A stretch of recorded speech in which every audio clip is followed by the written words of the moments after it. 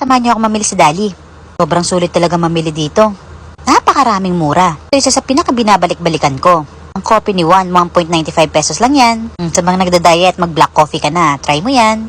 Bet na bet ko rin pala mga ice cream nila. Tatry nga pala namin ngayon tong strawberry chocolate. Mura na yan 1.5 liters na. Chocolate niyan di masyadong matamis, kaya okay na okay. Yung beef cubes nga pala dito, 179 lang. Sobrang sulit, di ba? Madami-dami na yan. Hindi lang yan ang mura dito.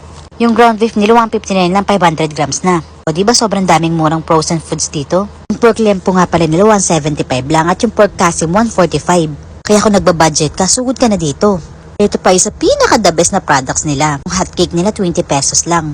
Nagne-negosyo ka, malaki-laki matutubo mo dito. Kumuha na nga rin pala ako niyan. Malaki na yan 200 grams na. 20 pesos, marami-rami ka na magagawa. At panantay mo, sugod na